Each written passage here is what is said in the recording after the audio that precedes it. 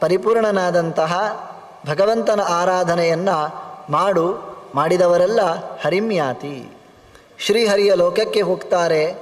ಮುಕ್ತಿಮಪ್ಯತಿ ದುರ್ಲಭ, ಅತಿ ದುರ್ಲಭಾಂ ಮುಕ್ತಿಂ ಅಪಿಯೇತಿ, ಅತ್ಯಂತ ದುರ್ಲಭ. ಏನನ್ನಾದರೂ ಮಾಡಿ ಯಾವುದಾದ್ರೂ ಒಂದು ಲೋಕವನ್ನು ಸಂಪಾದನೆ ಮಾಡಬಹುದು, ತುಂಬ ಕಷ್ಟಪಟ್ಟು ಯಜ್ಞಯಾಗಗಳ ಬೆನ್ನ ಹಿಂದೆ ಬಿದ್ದು. ಆದರೆ ಮುಕ್ತಿಯನ್ನು ಪಡಿಬೇಕು ಅಂತಾದರೆ ಅದು ಅತ್ಯಂತ ದುರ್ಲಭ ಅಂತಂದರೆ ಅತ್ಯಂತ ದುರ್ಲಭ. ನಿರಂತರ ಭಗವಂತನ ಸ್ಮರಣೆ ಅದಕ್ಕೆ ಪೂರಕವಾಗಿರುತ್ತದೆ. ಅತಿ ದುರ್ಲಭವಾದದ್ದು, ಅತ್ಯಂತ ದುರ್ಲಭವಾದ ಮುಕ್ತಿ ಬೇಕಿದ್ದರೂ ಕೂಡ ನೀನು ಪೂಜೆ ಮಾಡಬೇಕು ಅವನದ್ದೇ. ಎರಡೂ ರೀತಿ ಹೇಳಿದಾಗಾಯಿತು. ನಿನಗೆ ಸ್ವರ್ಗ ಇತ್ಯಾದಿಗಳ ಬಯಕೆ ಉಂಟೋ, ಅದಕ್ಕೆ ಬೇಕಾದದ್ದು ಅದೇ. ಇಲ್ಲ ಏನು ಬೇಡ ನನಗೆ, ಹಾಗಿದ್ದರೂ ಮಾಡಬೇಕು ತಪಸ್ಸು ಭಗವಂತನದ್ದೇ. ಏನು ಬೇಡ ಅಂತಾದರೂ ಮುಕ್ತಿ ಎನ್ನುವಂತಾದರೂ ಬೇಕೇ ಬೇಕಲ್ವ. ಮತ್ತೆ ಮತ್ತೆ ಗರ್ಭದ ಒಳಗೆ ಬರಲಿಕ್ಕೆ ಯಾರಿಗಿಷ್ಟ ಇದೆ?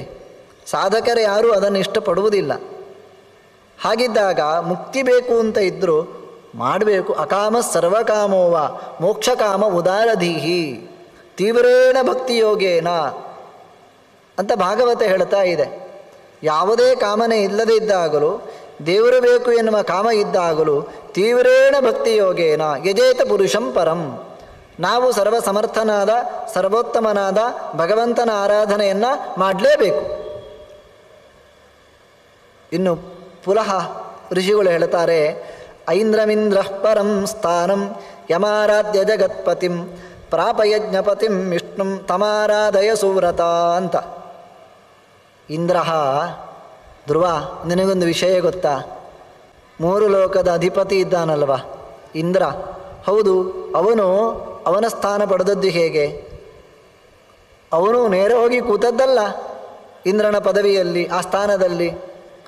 ಮತ್ತೆ ಇಂದ್ರ ಐಂದ್ರಂ ಸ್ಥಾನಂ ಯಮಾರಾಧ್ಯ ಜಗತ್ಪತಿಂ ಪ್ರಾಪ ಇಡೀ ಜಗತ್ತಿನ ಪತಿಯಾದ ಜಗನ್ನಾಥನಾದಂತಹ ಭಗವಂತನ ಆರಾಧನೆಯನ್ನು ಮಾಡಿ ಇಂದ್ರನ ಸ್ಥಾನದಲ್ಲಿ ಕೂತಿದ್ದಾನೆ. ಅವನಿಗೂ ಅವನ ಸ್ಥಾನ ಸಿಕ್ಕಿದ್ದು ತನ್ನ ಸ್ವಸಾಮರ್ಥ್ಯದಿಂದ ಅಲ್ಲ, ಭಗವಂತನ ಅನುಗ್ರಹ.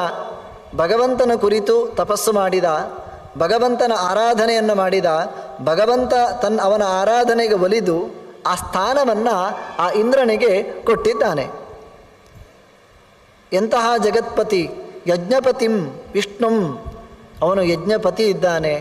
ಯಾವುದೇ ಯಜ್ಞಗಳಿರಲಿ, ಯಾವುದೇ ಹೋಮಗಳಿರಲಿ, ಆಯಾಯ ಯಜ್ಞಗಳಲ್ಲಿ ಆಹುತಿಯನ್ನು ಸ್ವೀಕಾರ ಮಾಡುವ ಭಗವಂತ ಅವನು.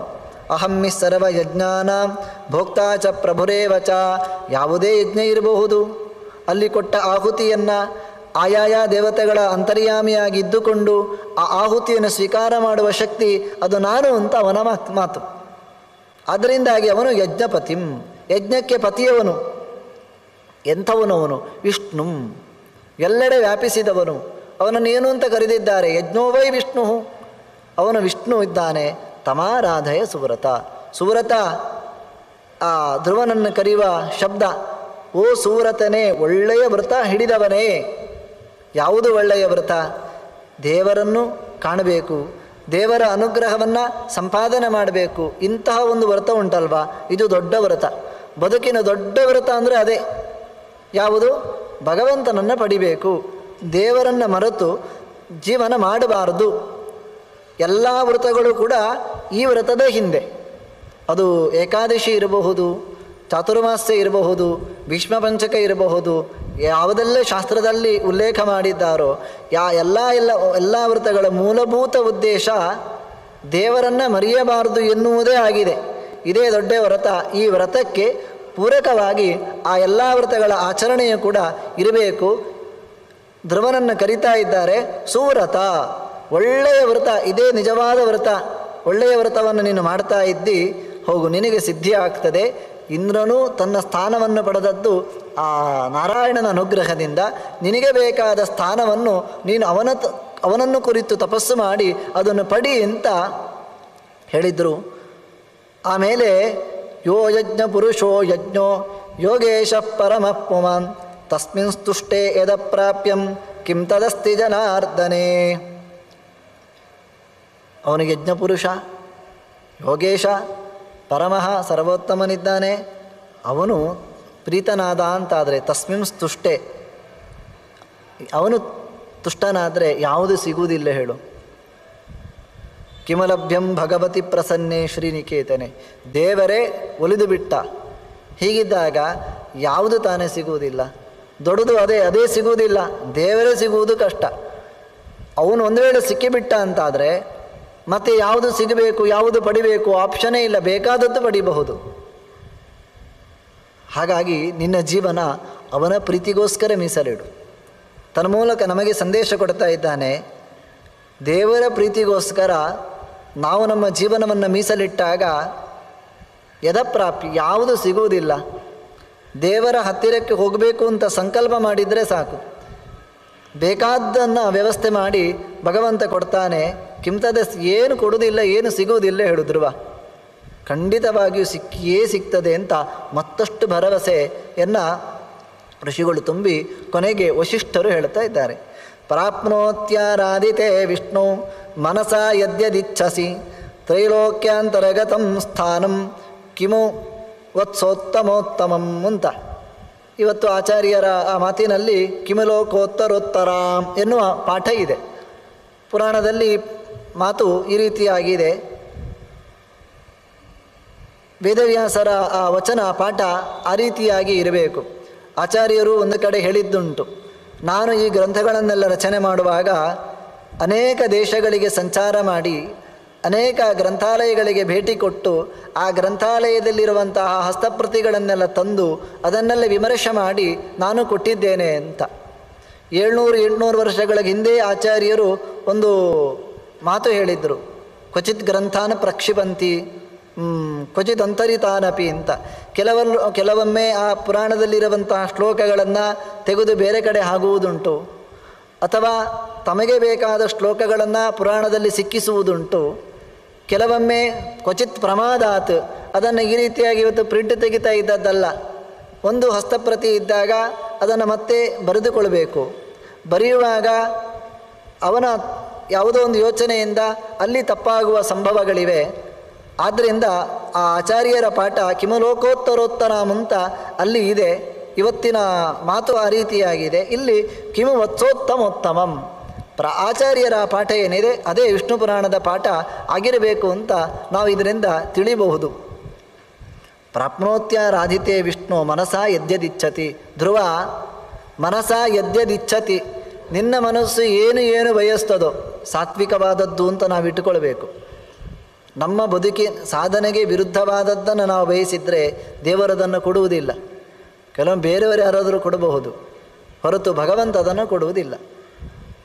ನಾವು ದೇವರ ಹತ್ರ ಬೇಡಿದಾಗ ಅವನು ಒಮ್ಮೆ ಅದಕ್ಕೆ ಸರಿಯಾಗಿ ಸ್ಪಂದನೆ ಕೊಡದೆ ಅದನ್ನು ಕೊಡಲಿಲ್ಲ ಅಂತಾದರೆ ನಾವು ಅವನ ಹತ್ರ ಹೋಗಿ ಗಲಾಟೆ ಮಾಡಿ ಹೇಳ್ಕೊಳ್ಬಾರ್ದು. ನನಗೆ ಗೊತ್ತಿಲ್ಲ, ನೀನು ಕೊಡಲೇಬೇಕಷ್ಟೇ.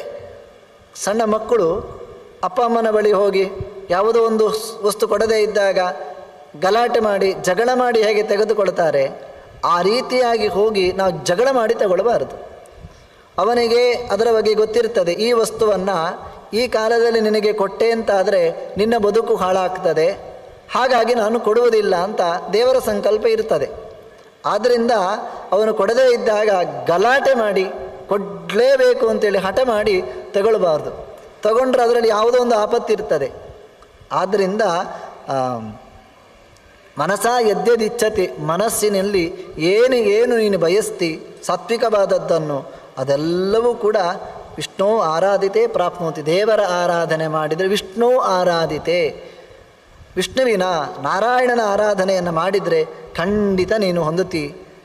3 ಲೋಕಗಳ ಒಳಗಿನದ್ದು ಸಿಕ್ಕಿಯೇ ಸಿಗ್ತದೆ, ಅದರ ಆಚೆಗಿನ ಸಂಗತಿಯೂ ಸಿಗ್ತದೆ. ಕೇವಲ ಇಲ್ಲಿಯದ್ದು ಮಾತ್ರ ಅಲ್ಲ, ಆಚೆಗಿನ ಸಂಗತಿಯೇ ಸಿಗ್ತದೆ. ಇನ್ನು ಇಲ್ಲಿಯ ಸಂಗತಿ, ಕೆಲವೊಮ್ಮೆ ಇಲ್ಲಿಯ ಸಂಗತಿಗಳೇ ಸಿಗ್ತದೆ, ಆಚೆಗಿನ ಸಂಗತಿ. ಅರ್ಥಾತ್ ಇಲ್ಲಿಯ ವಸ್ತುಗಳು ಸಿಗುವುದು ಕಷ್ಟ. ದೇವರ ಪ್ರೀತಿಯನ್ನು ಸಂಪಾದನೆ ಮಾಡಿದಾಗ ಆಚೆಗಿನ ಸಂಗತಿಗಳು ಸಿಕ್ಕಿಯೇ ಸಿಗ್ತದೆ. ಆದ್ದರಿಂದ 2 ಸಂಗತಿಗಳು ಸಿಗ್ತದೆ ಅಂತ ವಶಿಷ್ಠರು ಹೇಳ್ತಾ ಇದ್ದಾರೆ. ದೇವರ ಆರಾಧನೆ ಮಾಡಿ ಇಲ್ಲಿ ಇಹದಲ್ಲಿಯೂ ಸುಖವಾಗಿ ಬದುಕಬಹುದು, ಪರಲೋಕದಲ್ಲಿಯೂ ಸುಖವಾಗಿ ಜೀವನವನ್ನು ಮಾಡಬಹುದು. ಎರಡೂ ಕಡೆಯೂ ದುಃಖದಿಂದ ಪಾರಾಗಬೇಕಾಗಿದ್ದರೆ ಇರುವ ಏಕೈಕ ಉಪಾಯ ವಿಷ್ಣುವಿನ ಆರಾಧನೆ ಅಂತ ವಶಿಷ್ಠರು ಹೇಳ್ತಾ ಇದ್ದಾರೆ. ವಿಷ್ಣು ಪುರಾಣ ತಿಳಿಸಿಕೊಡ್ತಾ ಇದೆ. ಹೀಗೆ 7 ಮಂದಿ ಋಷಿಗಳು ತುಂಬ ಸುಂದರವಾಗಿ ಉಪದೇಶ ಕೊಟ್ಟರು. ತುಂಬ ಅಪೂರ್ವವಾದಂತಹ ಮಾಹಿತಿ. ಧ್ರುವ ಅವತ್ತು ಈ ಮಾತುಗಳಿಂದ ಸ್ಫೂರ್ತಿಯನ್ನು ಪಡೆದು ಅವನು ಕಾಡಿಗೆ ಹೋದ, ತಪಸ್ಸನ್ನು ಮಾಡಿಬಿಟ್ಟ. ವೇದವ್ಯಾಸರು ನಮಗೋಸ್ಕರ ದಾಖಲೆ ಮಾಡಿಕೊಟ್ರು. ನಾವು ಇದನ್ನೆಲ್ಲ ಬಿಟ್ಟು ಧ್ರುವನ ಹಾಗೆ ಕಾಡಿಗೆ ಹೋಗುವವರಲ್ಲ.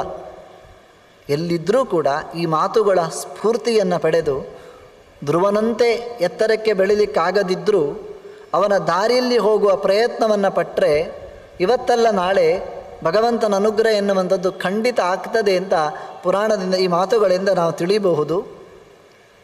ಇದನ್ನೆಲ್ಲ ಕೇಳಿ ಮತ್ತೆ ಹೇಳ್ತಾನಂತೆ, ಇದೆಲ್ಲ ನಾನು ಕೇಳಿದೆ, ಇದರಲ್ಲಿ ನೀವು ನನ್ನ ಜೀವನ ಹೇಗಿರಬೇಕು ಅಂತ ತೋರಿಸಿಕೊಟ್ರಿ. ಒಂದು ಮಂತ್ರ ಉಂಟಾ? ಯಾವ ಮಂತ್ರವನ್ನು ದೇವರ ಸಾಕ್ಷಾತ್ಕಾರಕ್ಕೋಸ್ಕರ ನಾನು ಜಪ ಮಾಡಬೇಕು? ಯಾವ ಮಂತ್ರವನ್ನು ಜಪವನ್ನು ಮಾಡಿದರೆ ಮಯಾ ತತ್ಪರಿತೋಷಾಯ ಯಜ್ಜಪ್ತವ್ಯಂ ತದುಚ್ಯತಾಂ, ಯಾವ ಜಪ ಮಾಡಬೇಕು ಅದನ್ನು ಹೇಳ್ತೀರಾ? ಯಾವ ಜಪವನ್ನು ಮಾಡುವುದರಿಂದ ಭಗವಂತ ಪ್ರೀತನಾಗ್ತಾನೆ? ನನಗೆ ಯಾವ ಜಪ ವಿಹಿತವಾದದ್ದು? ಯಾವ ಜಪ ಭಗವಂತನದ್ದೇ ಜಪ, ಯಾವ ಮಂತ್ರ ಅಂತ ಅವನ ಪ್ರಶ್ನೆ. ದೇವರಿಗೆ ಸಂಬಂಧಪಟ್ಟ ಹಲವಾರು ಮಂತ್ರಗಳಿವೆ, ಎಲ್ಲ ಮಂತ್ರಗಳು ಅವನನ್ನೇ ತಿಳಿಸುವಂಥದ್ದು. ನಾನು ಅಧಿಕೃತವಾಗಿ ಯಾವ ಜಪವನ್ನು ಮಾಡಬೇಕು? ನನ್ನ ಈ ತುಟಿ ಅಂಚಿನಲ್ಲಿ, ನನ್ನ ಈ ನಾಲಿಗೆಯಲ್ಲಿ ದೇವರ ಯಾವ ನಾಮ ನಿರಂತರವಾಗಿ ನಾನು ಹೇಳಬೇಕು? ಆಮೇಲೆ ಹೇಗೆ ಅವನನ್ನು ಧ್ಯಾನ ಮಾಡಬೇಕು? ಮನಸ್ಸನ್ನು ಹೇಗೆ ತಯಾರು ಮಾಡಬೇಕು? ಇದರ ಬಗ್ಗೆ ಸ್ವಲ್ಪ ಮಾಹಿತಿ ಕೊಡಬಹುದಾ?